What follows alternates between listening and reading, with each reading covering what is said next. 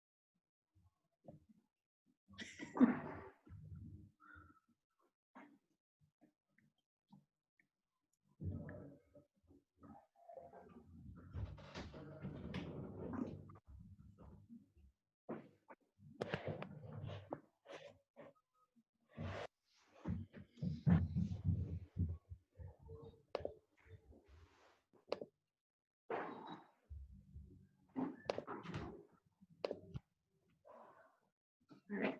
How's it going? Good. Yeah, good. Good. Yeah, Good. I had vacation hours this morning already booked because it was kindergarten graduation. Technically, it was supposed to be today. Yeah. So they had a virtual little presentation thing. So I was like, it was kind of nice to just like chill with the kids this morning. Yeah, totally. Well, and very well deserving after all the work she's been doing. Seriously, it's been. Don't mind me. It's okay. Like, this is my look. I just like wear glasses and like lipstick, and then I feel like I look together-ish. You do. You look great. So I'm in the basement, right? And it's very like industrial. Yeah, that's all right. It looks good. I thought about playing with a virtual background, but those look real funky. So I was like, it's fine. Yeah. I can't find a place to sit that like doesn't have a window behind me. Yeah. And so I always just have this like very like glowy look. Very Sorry. angelic. I love it. It helps like break out the, I've like never had so many pimples in my entire life than through this. Like my skin's irritated. And I don't know if it's because I'm just like not taking care of it like I should or what, but I like crap all over my face. Well, you look great, so you can't Thank you. You do too. I appreciate that. I'm going to sit on the soup patio at 6 o'clock today. Oh, fun. Yeah. And I'm guessing based on the weather, like no one's going to be around. So. Yeah. I feel like very, very comfortable with that, but. Yeah. Have you been out yet? Wait, what? Have you been out anywhere yet? So we, Sarah, do you know Sarah Truce? Yes. She works at Gem, right? Yeah, not anymore. Okay, she was works there. For Jumpstart, but yes. So we've like seen each other a couple of times, but we'll like go on a walk or we'll sit in her backyard or my backyard, like around a fire and like far apart and maybe get like takeout or something. So very, we're trying to be very respectful of each other and just, our families and stuff. So I feel like that's okay. Yeah. I don't go into her house and like lick her doorknobs or anything. So she came over and it was like pouring down rain. So I like set up a table and some lights and stuff in my garage and the door was open and we got some like sushi and stuff and sat there. And so we started talking about, well, Thursday looks really nice. Of course, the weather. Yeah. I'm so over it. Like it makes people want to kill themselves. Yeah. It's awful. It's awful with the isolation and not even being outside. Like it's. I know. it's like, and my mom texted me, she's like, how much are we supposed to endure at this point?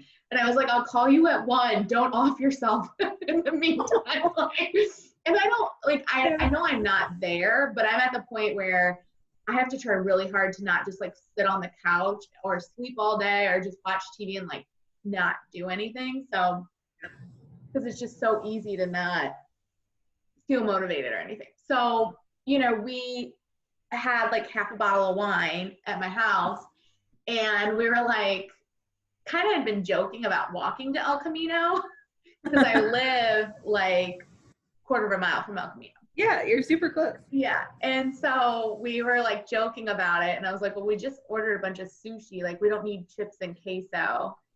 And then all of a sudden we were like, let's walk to El Camino. So Tuesday night we walked to El Camino, and it was like misting out, and we had like raincoats on, and we sat on their patio. Oh, nice. And everything, like everyone was wearing masks, not the patrons, but you need to make sure people like, it tells me if people want to come in, right? I don't know. It depends how you have it set up, I think. Yeah, I feel like yeah, I've been through this. It like notifies me when people come. You have to allow them in or whatever. Yeah. Yeah, so really great experience. They even wanted to move us to like a table that had like an umbrella over it. So since it was misting, and they're like, we're gonna go wash it and clean it for you in between people. And we were like, honestly, like, we'll just sit here in the rain. And no one like came near us, and it was a really nice experience. So someone's good. So that was my first one. So yeah. I'm willing, like, if I don't like what I see, I will like leave, right? But it's nice to kind of tiptoe into stuff that feels normal again. So what about you guys? I mean, we've gone to the store and stuff. We haven't gone out to eat anywhere yet. We've gotten a lot of takeout. Have like you really? A lot of takeout. So I did not do that. Hi, how are you? Hi, Tom. Hey, Tom Brady. Hey, Tom. Yeah, I just started doing takeout. Really? Yeah, we have been on the takeout train like the whole time. Mostly because, like, I don't know, we're getting to a place that we were so unmotivated, and the kids want to eat the same thing every day. Yeah. Here, and then you feel like you're cooking 2 or 3 different meals at the same time. So, yeah, we've had really good experiences with takeout for the most part. Good. I don't know. We were talking about maybe getting a reservation at Benchmark because we really enjoy it there. So, yeah, we haven't done anything yet. For sure. Do you want me to wait to share my screen until people jump on? Yeah. Okay. That's okay. We can just hang out a little bit. So. For sure. Yeah, when I invited my Wendy tonight, so I actually get to see her, and she was like, I have plans. I'm so excited. Have you guys been in the office at all?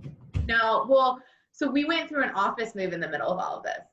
So our technology, our phones, our servers all set up in the new space. All of our stuff is in the old space. Oh my gosh. Yeah. And the people who were doing the remodel literally all got called away. So in April, just dropped everything and left. So we've had to have like the space get finished first. So maybe in June. I think in June we'll start to come back. Yeah. See how it goes. Yeah. It'll be nice. Tom, I'm guessing you're working from home? Well, I'm not working. How's that? Betsy's working. Yeah. Okay. All right. I'm doing Zoom meetings. I just got off an enrollment committee meeting with Lourdes. Oh my goodness. Yes, I saw the logo. Yeah, the whole world of higher education, even though it resists, has got to figure out how to change. Yeah. Fortunately, they're doing some creative things at Lourdes. Actually, I just interestingly sent a blurb around Romulus Durant and some other people about AI. I mean, we're talking about things like digital online. We haven't even discussed the question of whether or not artificial intelligence can begin to really impact education. So yeah, I think whether university, and I sent a few unsolicited missives to the UT board today too. Now that Owens Community College is looking for a president, UT's looking for a president. I basically said, you need to think about whether or not you ought to go out and hire 2 presidents and do business as usual again. So we'll see what they say. Absolutely. Well, this is a great time for someone like you of your influence and experience to really, move the community in that direction, right? Well, nobody can fire me or pay me any less anymore, so. It's a win-win. Great to say what I think. Hopefully in the right way. But, yeah, well, I'm sure there's, right. I mean, especially not just because there's 2 vacant presidencies, if you will, but also, everything that's gone on. I think it's a great time for people to consider more collaboration. Well, as you probably know, Winston Churchill once said, don't waste a good crisis. And as a practical matter, all of higher education needs to really figure out how to change the business model. This crisis is going to push that up. If I had to predict, I'm going to guess that 1,000 colleges will go out of business in the next couple of years, literally. Already probably 15 or 20 have. And so, the model's not sustainable. So you really, and if you look at Northwest Ohio, with Bowling Green, UT, Owens Community College, all within 10 miles, by the way, 2 colleges of education, 2 colleges of business, 2 colleges of career, on and on. Right, exactly. And you got, you got 70,000 students here. We could have, if I were king, nobody asked me to be, but we could have a massive Northwest Ohio college of education, or college of with 3 campuses. They could maintain. Absolutely. But when the University of Toledo spends, for example, you probably saw this in the paper the other day. You read Briggs. He said that University of Toledo spends $20 million on athletics every year, and they collect $1.8 million in gate receipts. So when you get down to saying that the students have to pay $10 million, whether they want that or not, you got to ask yourself whether or not that's all sustainable in today's world. So right. So anyway, it's an interesting time. Absolutely. Absolutely, yeah. Hi, Julie. Hi, Mark. Hello. How are you? Hi, good. Hey, it's great to see your faces. Yeah. Julie, this is going to be like the 12th time you've heard this information, but thanks for joining. That's okay. That's okay. She's ready. She's I giving the learn something presentation new every time. Yeah, there are some updates. There are some relevant updates, so that's good too. And it's nice just to see some other people besides the people we're quarantining with, right? That New is conversations, anyways. New stories. We're going to take that as a compliment, Mark. It's always great to see you, Tim. Hey, Sarah. Oh, my goodness. Oh, yes. Oh no, other Sarah. Sorry, Sarah from my work is on also, so I was saying hi to her. Hi, everybody. Hi. How many are you expecting? Well, we had 22 register and 30 express interest on Facebook. So we will see. I haven't quite learned the event math for virtual events yet. I can tell you, if this many people sign up in real life, I can tell you how many of those will attend. But, and here's Wendy. But I haven't figured out for virtual events yet. Yeah. I think it's also helpful that you posted the Zoom link like in the Facebook event. So if people did forget to register, they can just access it there. Yeah, I figure if we get bombed, we'll deal with it at that point.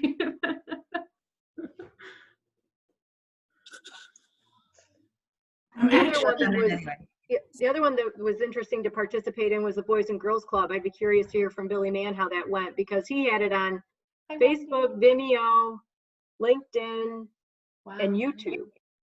So it was fascinating to see. You had different channels you could go to. That seemed really good.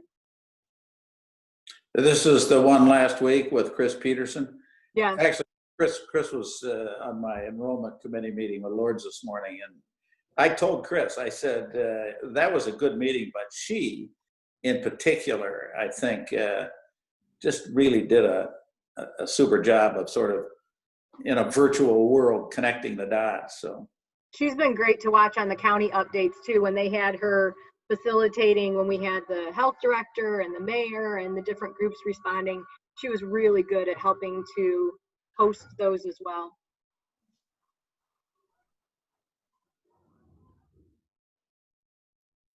Hey, Wendy. Hi, how are you? Good.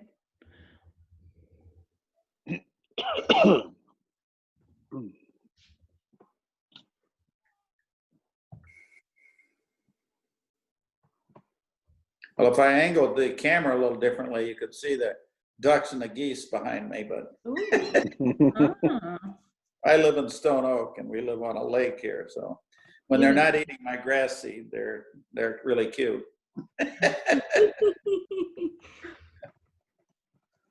I told Sarah I tried to play with one of the virtual backgrounds because I'm in my basement, so it's just very industrial looking. And the virtual background just looked real wonky, so I'm like, well, this is what you get.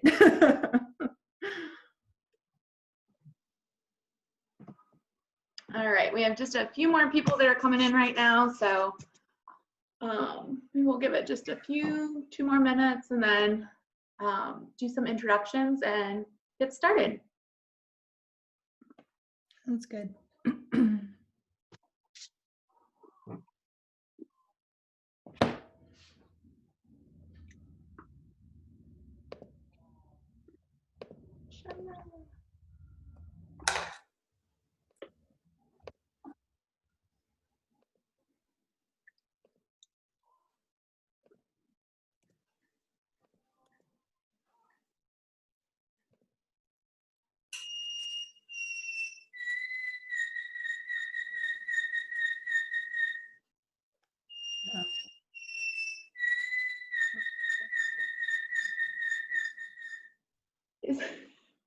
Is that coming from Tom? Clock? Is that a bird clock? Oh yeah, that's we do have a bird clock. Oh, okay. I was gonna say that, or it's the wildlife in Tom's backyard. I was Or talking about someone learning to play a recorder. Yeah. No dogs anymore, but a bird clock. Is anyone experiencing some like really cool birds? Because it's like the height of bird season right now. We had a Baltimore Oriole here yesterday, actually, Ooh, which was a little unusual.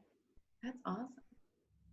I have a family of red finches that have been coming to my tree right outside my window. And finally I looked around and I had just bought hanging ferns for my front porch and they've made a nest in there. Mm. Oh. Yeah. So I didn't feel like I could kick them out. Yeah. We had a duck in the garden who made a nest in the rose garden, was there for 4 weeks. I expect it was just about ready to hatch. Yeah. And some animal finally got in just a couple of days ago and took them all out. So I felt bad for them. Oh, that's so sad. Well, that's too bad. All right. Well, let's get started here if that's all right. Thank you so much to everyone who's joining us today. It's great to see your faces, to see that you're joining us. I hope you all are staying well and your families are staying well. I do want to do just a little bit of an introduction today. As you know, we're going to be hearing from the President and CEO of the United Way of Greater Toledo. So thank you so much to Wendy and to our team for setting this up and joining us. Really want to just touch base with the United Way, learn a little bit more about the role that you're playing within the current climate of our community, the great work that you're doing, and then hopefully ways in which we can learn that we can really help with your mission, maybe get involved, and pass that on to other people within our network so that we can really all come together and make a difference to those that are really most vulnerable in our community at this time. So want to give a little bit of information on Wendy Pestrue. Wendy has over 20 years of nonprofit involvement with expertise in program development and fundraising, primarily for academic medical centers and universities. She became president and CEO for the United Way of Greater Toledo in February 2018. She just celebrated 2 years there, very exciting.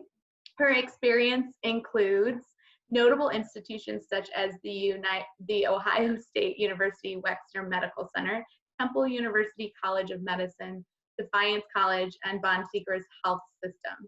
Her noteworthy accomplishments include establishing programs for young adults with autism, a center for neuromodulation, and a standalone hospice facility. She and her husband, Justin, reside in Ottawa Hills and are excited to be part of the Toledo community. So without further ado, please welcome Wendy. Thank you so much, Sarah. It's so nice to see everybody. Thank you for taking some time today to learn a little bit about United Way and our response, not just to the community in general, but particularly in this time with the pandemic, and understanding how our organization has transitioned a little bit for community needs. And then you'll have the opportunity to meet some of the partners in our organization. But I have to first comment on the fact that our staff has been so outstanding through this, has managed to make such a difference, and every day wake up and try something different to make it work for community. They're a really special group of people. I'm glad a lot of them are on the call and are going to participate in the conversation. So I guess we'll go to the first slide, which is really, when we talk about our goals during this crisis, these aren't too different from what we do traditionally. It's just how do we adapt and be the right organization at a time when things are so critical. And so it's a lot of it around the collaboration and partnerships. I think one of the things that's most striking is you can't expect the health department or the schools or any other organization to do what they've always done in the past. We really have to support each other at this time and understand that this is very much a collective that makes things work. I was really struck by Friday, March 13th, when we realized TPS, they were going to do the best they could to feed students when the schools were closed. And those students count so much on that school lunch every day that they needed some support systems in place. We worked with Connecting Kids to Meals and Wendy Huntley's team to offer more sites. And then we, at our organization as a volunteer opportunity, have been building weekend meal kits. But it just speaks to, in just a very quick few hours, we were raising money, pulling people together, getting the volunteers on schedule, and making this happen so the children wouldn't go hungry during this time. And it was a great team effort. And then we're finding that as we go down the road, and we'll talk a little bit about this in the conversation today, how that continues. A lot of the data and information we get from our 211 services, and I'm going to go through a couple of slides that talk about that, but that's been very instructive to direction and how we make some choices in community. But it's also a long-term asset in understanding what we've looked like before the pandemic, how the pandemic affects vulnerable populations in particular, and we will be making that data and information available long run to folks. Obviously, raising money is very important to the organization all year long, but this particular set of needs and how we can fund organizations that transition to correct assist during the pandemic crisis a little differently. We've got a fund, we'll talk about it a little bit later in the slides, but as a response fund, we had a number of organizations that had to change the way they do things. If they couldn't have congregate settings, they couldn't offer meals in a group place, that sort of thing, then they needed materials and ways to make it work, materials to be clean and sanitized and just safe for the folks they serve, or doing deliveries. So things like that make a difference. And then we want to be transparent. Opportunities to talk with folks like you and share what we're doing are very important to us. And we are updating a number of organizations on a weekly, now we're going to every 2 weeks, but communicating where we are in this process, how we're spending our money, and then talking a little bit about how essential volunteers are to the effort. And towards the end of this discussion, hoping you all will consider volunteering if you haven't had the chance yet. Okay, we'll go to the next slide. So to give you an idea of where the organization has been working, we started the Emergency Response Fund. United Way has been in the community for over 100 years now, and responding to emergencies and having funds set aside for that is not new for the organization. Obviously, this one is particularly sort of large in scale, the need and the way things changed for everybody. It becomes more essential that we're able to respond to this financially. Community-wide coordination of food-related services really started with the emergency management system here, and the Emergency Operations Center asked us to oversee that work. feeling like with especially our 211 asset, we would have a better understanding of where those needs are and then how to coordinate that. And we'll talk a little more in the slides about the work there. And then volunteer coordination. You know, we've had volunteer services in the past and really have hit a reset button on how to do that. One of the things that's been really interesting is a lot of organizations counted on folks who are older or very much in vulnerable populations, and they can't go volunteer. So, you know, surveying our agencies and finding out who needs help where has been a big part of this process. And I know Jen's going to speak to this later in the conversation, but we've got a lot of opportunities through United Way, through our partners. Some of them are contact free, others are where you can come and be with others in a socially distant space. Lots of attention given to sanitizing the surfaces and being sure people are, you know, as careful as they can be, but it is an opportunity. Developing education solutions, you know, with school out and that sort of thing. We've had some donors come to us, and at United Way, one of the things we're very proud of, we have a digital strategies committee. They oversee our analytics and data center. And these folks are CIOs at Owens, Illinois, Owens Corning, Dana. I mean, these are very highly placed for folks in the corporate setting, but they have relationships and understand the work really well. They also work with organizations that have to repurpose computers and they've got software solutions and things. And so we've been connecting through that committee and those great folks, the school systems, to have some resources for students. We are getting Chromebooks out to some of the TPS kids. We're looking at some Wi-Fi solutions, and we have been able to get some software in the teachers' hands and for the students to enhance the at-home learning experience. So, you know, as we were as prepared for that as a community before, working really hard to find those solutions through these folks, and they've been so generous with their time and energy to make that work. Now, financial counseling services, we, you know, do tax prep through our friends with LISC, and getting that taken care of year to year has always been a big part of the United Way's portfolio. This year, we had to cancel almost 1,000 appointments for folks who wanted to come in and take advantage of tax services. So we're getting that back on track, but it adds the conversation about counseling related to their unemployment situation, education, government checks, that sort of thing. As we watch the stimulus packages come into the economy, how can we help people better understand their situation in this space, get their taxes done, and hopefully recover financially, you know, and be better prepared for that through these services. Our data coordination with the Emergency Management Office, we've been turning in daily reports to them related to our 211 work. And then we're also coordinating around the county PPE effort and dashboarding there. We have some data specialists who had some strengths, and they asked us to make sense of some of this to make it work. And as we work through sort of an interesting thing around the PPE side with the community, where those needs are with our healthcare organizations through our 211 systems and childcare, that sort of thing. So as we get the PPE managed for the healthcare systems and the first responders, who else out there needs this to be functional and to take care of their clientele and serve our communities? So it's been nice to coordinate with the county and the healthcare systems to make sure everybody sort of understands the lay of the land in this work, and we'll continue to do that for quite some time. Monitoring child care pandemic licensing, as you all know, and especially if you have young children, daycare is being closed. Going back is going to be a very difficult thing for them. There's going to be a lot of expense added to the daycares to make sure they can function. They're going to have fewer students, more teachers on site. The work is going to be very difficult to keep those places clean and safe.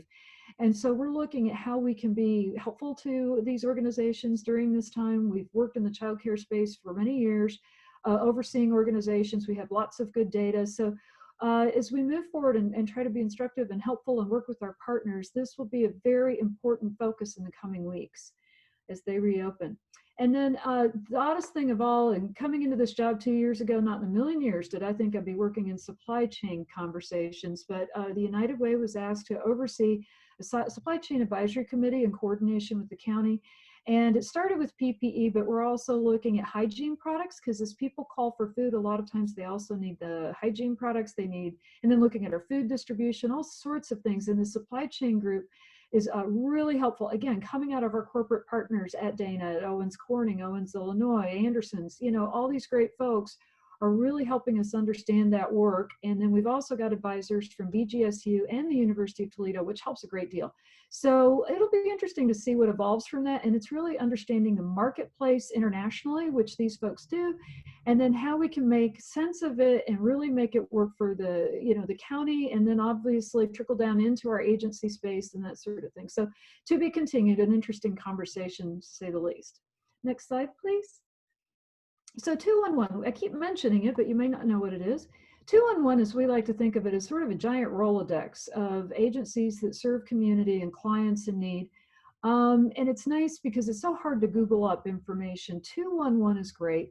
You can use the chat feature, you can call, text, go online and look at our 211 services. But the point of it is to put people in touch with the resources they need, and then also ask the second question. A lot of our folks, they might, you know, be very worried about how to get food, but we also want to make sure they have safe shelter. Are they, you know, how are they feeling? Mental health, healthcare services, all sorts of things come into play, and they can find out where to get the things they need. The other thing 211 was great for during this time was we were able to help with TPS and Connecting Kids to Meals, register these kiddos for their meals. Through 211, you'd get a time slot, and that way you didn't have long lines of people waiting where they couldn't be socially distanced and safe. So 211 registration was essential during this time. 211 also worked with the county to get benefits to folks and to look into their eligibility. So 211 is a great service. It's something that we brought to sort of a new level. We've always had 211, but in the last year, United Way made a greater investment in it. We brought in more community resource advisors, and we were celebrating the work that it could do. We were hoping with these investments that it could force a reduction in the number of 911 calls if we got people accustomed to calling 211, because sometimes 911 gets calls that aren't really related to a true healthcare threat or fire or something like that. They needed to call, you know, 211 instead. So we're trying to make that adjustment, and then lo and behold, the pandemic hit. And we were so glad that we had put extra resources there, because we certainly needed it. As you can see, we had quite a spike in calls when the schools closed. What was interesting was last year, I think the month of March, 211 had maybe about 3,000 calls, and March of this year was 10,000. So you can see where an asset like this really becomes relevant during a time when people are in such crisis. So let's go to the next slide, and it's a little more 211. I'm looking at the database visits, and a lot of folks trying to find a food pantry close by. The nice thing about 211 is the information's updated continuously. If you have a printed guide somewhere, that information becomes obsolete almost the second it comes off the printer. It's amazing how these things change. And you know, also, when you think about food pantries, as I mentioned earlier, some of them, when their volunteers weren't able to come in, they weren't able to function and operate like they typically do. 211 keeps going through the information, whether it's a food pantry or a number of other organizations, and knowing who's open, when, and how, what the rules are to go there, what kind of paperwork you might need. So 211 really helps bring in that information to somebody so it's useful and consumable to them to go get help. Next slide, please. And then we thought, you know, interesting to sort of track. And again, like I said, we take the information before the pandemic really started to affect our community, and then we'll keep tracking this and looking at how it has affected us long run. So as you see, you know, in February, and this housing and shelter number, when you look at this, it's interesting because that blue bar represents where we have typically been situated for a long time. Food wasn't so important. Then you look at the change as people start to lose their jobs, as the community changed drastically with the schools closing and children not getting their meals, when daycare closed and the babies don't get their meals, it makes a big change in how families think about food and what they need to keep their households running that way. So this is just sort of a little insight into how we track the information and then try to figure out, you know, and as we know, some of these things come in waves. How can we be better in the predictive modeling side and help, you know, bolster our organization so they're better prepared when something like this happens? All right, next slide. I think we've got Kirsta coming up. Kirsta? Wendy. So for those of you that don't know me, I am Kirsta Tull. I'm the Director of Development Operations at United Way of Greater Toledo. So we wanted to be sure to share some information with you all about our emergency response fund and how we've been mobilizing in the fundraising space, and then how we've been giving those dollars out to organizations in our community that are truly in need right now. So you may have seen some of this information floating around on social media or in the media, because there was a big push on 419 Day through all of the media outlets to support our emergency response fund. Thankfully, that was something Buckeye Broadband brainstormed and took to the other media outlets, and we were able to raise over $20,000 just over that weekend. So total, with the emergency response fund, we've raised over $700,000. We launched this emergency response fund the weekend of March 13th, because we knew that there would be critical needs emerging, and we had to be prepared to support those needs with resources. We have had over 40 corporate donors support with large corporate gifts, and then we've had over 400 individual donors to date that have given to the Emergency Response Fund. And we just did an interesting analysis of that. It was really interesting to see how many people were new contributors to United Way of Greater Toledo for this fund. So we have that breakdown if anyone is really interested in that data as well. I feel like Julie might be one of those people. And then we've also given out $230,000 to 17 organizations in Lucas, Wood, and Ottawa counties for food insecurity. We did a RFP, which we'll get into here on this next slide, where we originally had said we were going to invest $100,000 in the food insecurity space, but the needs for food security were very evident, that there were more resources needed to support the organizations in our community. We used a lot of the data from 211 and from the organizations who were submitting applications to receive dollars.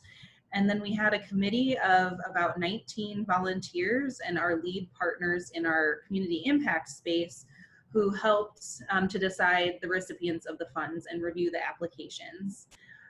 We have regular communication with the Greater Toledo Community Foundation's director that is also reviewing applicants for their grants that they're giving out, so that we can continue to collaborate in that space as well. And we are course correcting and making changes where needed to. So the RFP was something that we originally wanted to do a rolling application basis, and then we closed the entire window at the end of April. And originally we weren't going to give dollars out until the end of April when the entire process was closed. But the needs were so critical that we knew we had to give dollars out right away. So those initial applications that came through, we made some funding decisions and kind of kept going through the month of April.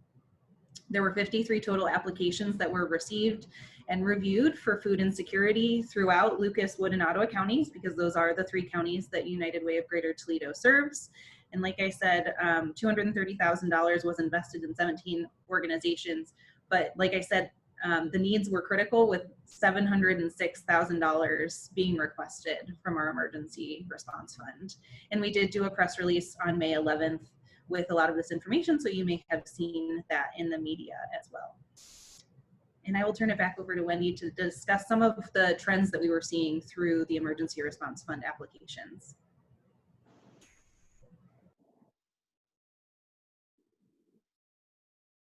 You're still muted, Wendy. Sorry, yep, I just realized. So it was an interesting thing to go through this process. I've worked in the food insecurity space in 2 other communities before coming here, including Richmond, Virginia, and then up in Ann Arbor. And this is always it's how a community addresses it and moves forward. And I think what we can learn from this ERF process we went through, and then what we're learning in this scape right now, hopefully we can create a better food distribution model here for the Toledo area. Because if 1 in 5 children in your community go without eating on a regular basis before a pandemic, that's a problem, obviously. And so it's like, what solutions, what are opportunities to learn from here and move forward? So when we had the RFP go out and we were getting information from agencies looking to serve households, you know, obviously food, you know, being the thing they needed, but, you know, when you think about things that are nutritious and culturally appropriate, you know, we've got a lot of folks who have to really stay true to some specific needs, and that isn't always readily available. So finding those things is a little tough, and then how to store them is a huge issue. And down on the bottom of this list, cold storage. In the food insecurity space, when food banking systems are able to put in big new freezers and big refrigerators, it's a huge deal. When I was working in the food insecurity space in Richmond, I know you hear a lot about the social determinants of health. Of course, this is integral to the conversation, but it is the cold storage in those places and being able to afford them that has a world of difference around whether or not people get fresh food. And it's funny when you think refrigeration can be the real game changer in this space. It's very important. And so here in town, we learned that that's a need with a number of our organizations. And our United Way is working to help find folks relief in that effort.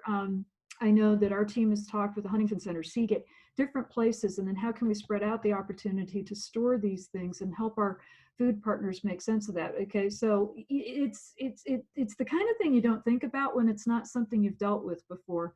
But we were appreciating just how important this is to some agencies. And I think that it will become greater as the farm community, and we're looking right now at those farm boxes and opportunities to get fresh produce in, but we got to store it someplace. We've got to help these guys get a little past noodles and pasta sauce. And if they can have these fresher things, we just got to have a place for them to go. So this is where United Way took the RFP process, the information we learned as we were looking at who to invest in for the fund, but then an overarching strategy around how to help a number of these organizations be more effective. And we want that to be open to all, whether we funded them or not. We do need to support these folks that are trying to do good things and take care of the neighbors around them. So finding solutions and finding our partners in this. And this is, again, where we ask you, when you have ideas related to this sort of thing, give us a call, get in touch, let us know, because you never know what can bubble up and really make a difference to these agencies and then in turn to the people they serve. And yeah, there we go. And so, and when you're thinking about food insecurity, one thing that's important, and we've got to remember that many generations live under a roof. So we've got the babies, and their lives changed when the daycare is closed because a lot of them got their meals there, much like the children in school. But as we have a lot of folks go without their jobs, and their paychecks, quite often you find families will see to it that the children are fed, and it's a lot of adults that go without. And these adults need the support. We've got a lot of vulnerable populations in this 19 to 59 years of age. They may be sick, they may be immunosuppressed, they can't go get food. We're thinking about the distribution. How can we make everybody who lives under this roof, safe, but also that they can access what they need and they don't have to go to 4 or 5 places to get it. That's the hardest part. The kids have to go to one place, the adults another, maybe the seniors yet another spot. Can we create some continuity in all of this? And again, it takes a little time, but we're learning about that at United Way. We're working with organizations and really trying to find some solutions that can go long run, because as we said, this crisis, we might have waves of this, or just in general as a community, this is something we could be better at, and we're trying and striving for that at United Way. So just think about these households though, and how everybody has sort of a different situation and need, and how do we bring that together and really address that in a community-based effort, because it just can't be the food banks and it just can't be the schools. It has to be everyone together. And I think Jen Archer is going to talk about, she has worked so hard to put together this incredible volunteer opportunity through United Way and to keep it going. And we appreciate Jen's great work here. Thanks, Wendy. So for those of you who don't know me, I'm Jennifer Archer. I'm the Manager of Communications and Engagement at United Way. And just to kind of bring you up to speed on what we've been able to accomplish, and even looking forward, what we anticipate and what we know there's going to be community needs in the area of volunteers. It's a great way, regardless of what you have to contribute and give, to support things like the ERF and help other agencies that might need financial help, to step in and lend some time, even if it's just over a lunch hour. So we've talked a lot about this March 13 date of when things started and when we had to kind of go to a mad flurry dash of what do we need to do to help, as we knew that children were being displaced from school and couldn't get meals. Families were starting to look at loss of income and other things.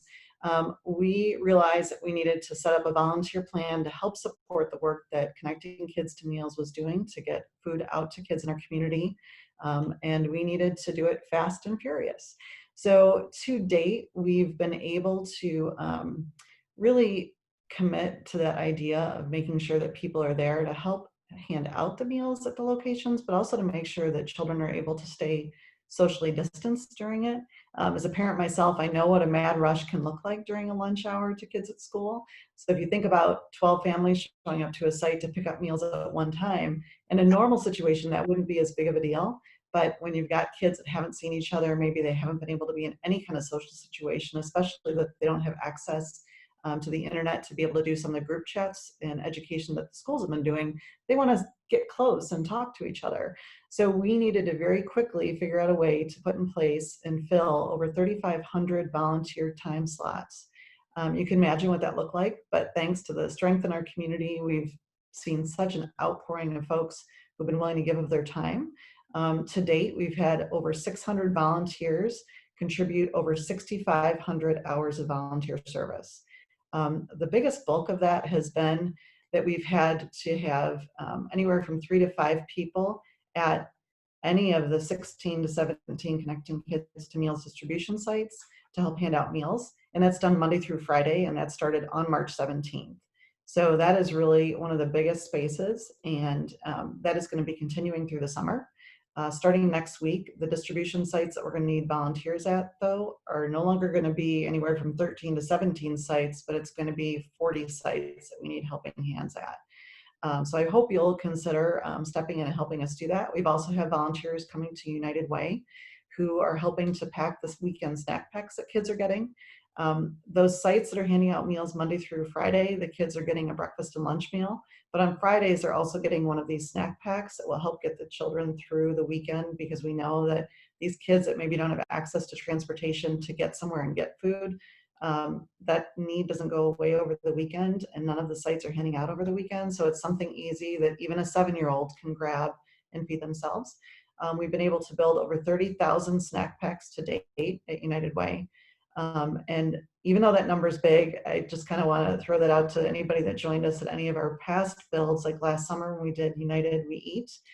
We had about 400 people show up to help us build 2,000 snack packs, and we did it in an hour. But as we all know, we can't gather in that kind of group setting anymore. So we've been having volunteers join us at United Way for a 2-hour shift where they're in a small group of 4 to 6 people. And during that time, they're assembling 250 snack packs. So you can see it takes us a little bit longer to get up to that number, but we do expect that we're going to need to build over 50,000 snack packs over the summer. We're expanding the communities that they're being distributed in. We've got a situation we're working on with Washington Local to get out just even 18,000 snack packs just in Washington Local alone over the summer. So as I keep trying to drop in subtly, we need more volunteers. We are expanding our efforts also to include things like being a VITA volunteer to help with tax prep for families that need that kind of assistance. I know Wendy mentioned that over 1,000 tax prep appointments were canceled as all of this hit. So we've got a great need for folks to help us do that. We're also working with TPS and one of the churches to set up a virtual tutoring service. So there'll be more information available soon on that front, as well as looking at ways that people that maybe have more tech savvy can help remotely with families that are getting access to the Chromebooks, and how do you set that up? How do you navigate through it? So there's a lot of needs that are coming from things that we're helping to coordinate, but we're also reaching out to maybe partner organizations in our community, but also organizations we haven't worked with necessarily for funding before to see what their needs are. And those needs are varying from helping handing out meals because their typical volunteer is a compromised audience and they can't help hand out meals anymore, to possibly painting a new distribution site. We've also got people that need help handing out and preparing grocery bags filled with food. So I'm talking about all of these things, and there is a way that you can help. I would encourage you, and we'll talk about it a little bit at the end here, to go to volunteertoledo.org, and it takes you directly to our volunteer page on our website. And the links there are going to keep growing. Right now, you can click on that link, and it will get you to a spot where you can sign up to help hand out meals.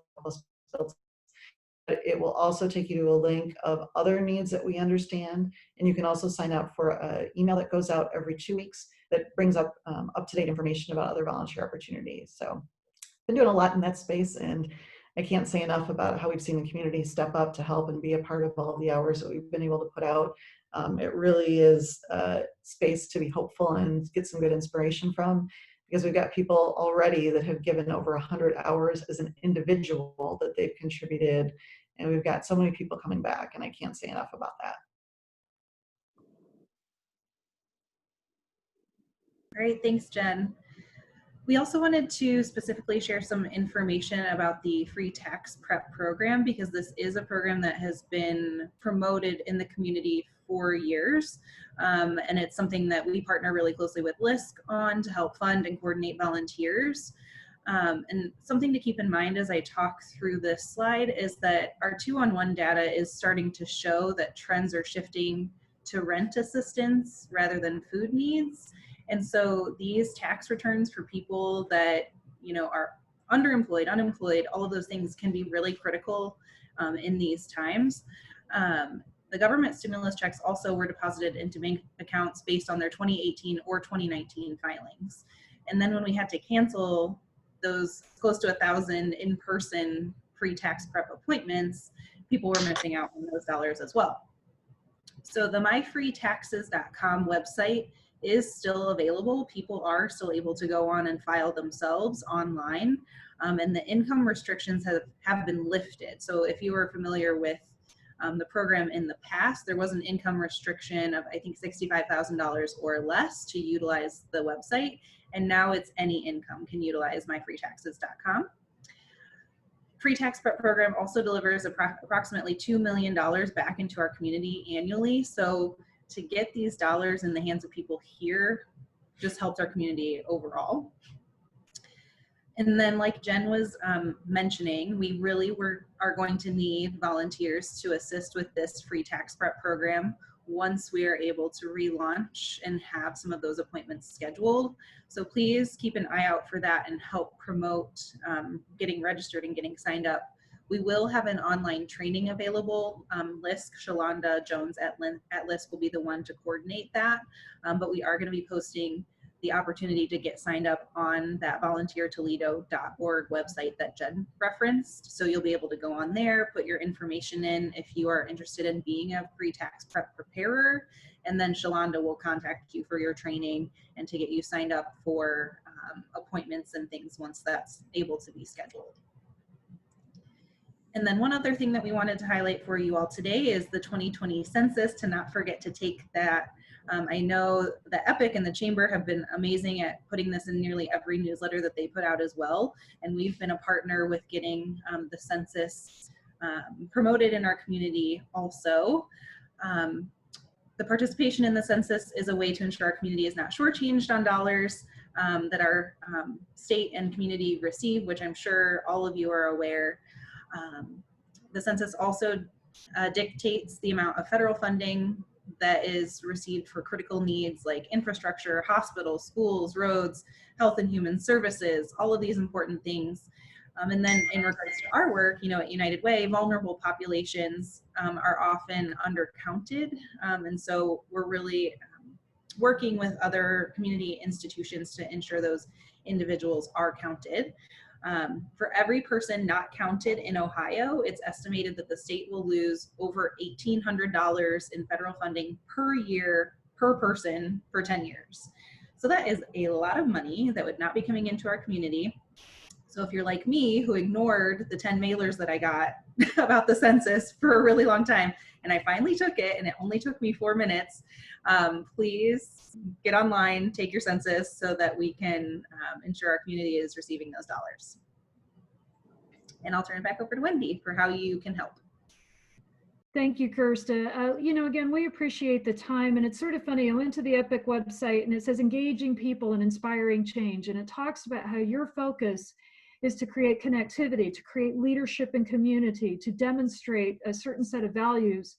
And, you know, I think typically I find that with these groups and having been a part of them years ago when I was a younger professional, something that you're accustomed to doing, getting together and having fun together, has been taken away a little bit. You know, you're not able to go forward with the plans that you had, and none of us have been able to. And it's nice to have these Zoom conferences and you get to learn a little bit about United Way, but I'm going to ask you, as leaders in community, one of the things that you always have to remember, your volunteerism and your philanthropy will define you as a leader. It will define you in the eyes of the folks who promote you and the folks that you work with. And someday, if you haven't been serving on boards, you will. And these are important things to remember. So as you're looking at exploring how to do things a little differently, we ask that you think about volunteering with us and contributing to the fund and really getting engaged around how distributions of funds like this work. And so, you know, if you haven't had that chance before, or you haven't really given it a lot of thought, this is a good time. This is a great time to learn about that sort of thing. So we obviously, through our fund, you know, we have corporate gifts, but we have a lot of individual contributions. And then we have some creative ways people raise money for the organization. So, you know, that's on our website. What we featured a little girl yesterday who shaved her head, and she raised, you know, over $2,500 doing that and giving it to us. You know, I don't think any of you should do that. It's just an idea, you know, but it's that point that you're committed, and that you define yourself by that kind of commitment. So please consider giving. Please consider volunteering. Please, a United We're Strong video, be creative with it. Send us a photo, send us something that indicates you're a part of community and working with us in this space. And then also our promotion of United Way 211, we want everyone to understand that it's a tremendous resource, and you don't necessarily have to be in crisis. You don't necessarily have to be somebody who doesn't have a lot of money to use 211. We know that these services help solve problems for people across the spectrum of financial need. It's a great resource. They're on top of their game. They have lots of good research and information to help you guide a path if you're concerned about a friend or concerned about yourself and a special need. So please take advantage of that. But we appreciate the time. We look forward to your questions now and see how we can be helpful to you all. Yeah, absolutely. You can put questions in the chat section and we can read those out, or we might have a small enough group if someone just wants to take themselves off mute and go ahead.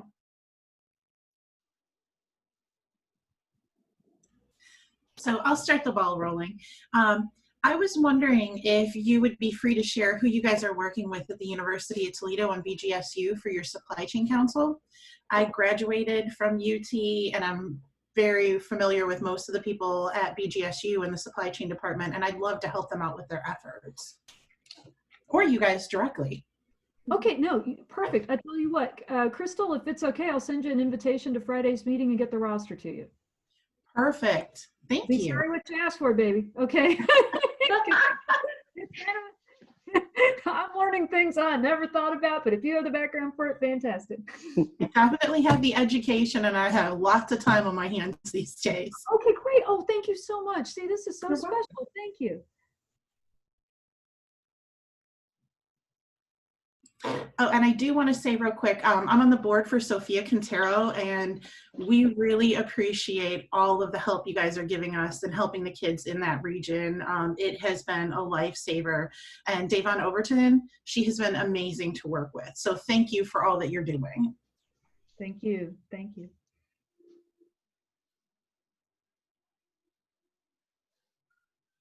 Well, Wendy, I just want to thank you again. Really hats off to you, your leadership with this organization within the community, and to just, you know, mobilize your staff, take on new opportunities, and really serve our community. It's from an organization standpoint, just incredible to see everything that you've been able to tap into and really take on and do. And I'm sure that there's various people on this call who, if they're not already involved, will want to get involved, just like Crystal. So thank you again for everything you're doing, and we'll get a few follow-ups on our social media and website in regards to ways in which people can, you know, tap in and just become more aware. I did record this as well, so I'm hoping that I can, you know, figure out how we post these things somewhere, as this technology is newer to me too. So if anyone's willing to help, please let me know. But we'll just one last round of any questions, or we'll let you go and enjoy your lunch. All right. Thank you, Sarah. Thank you all. all. Thank you so much. Take care. Thanks, everyone.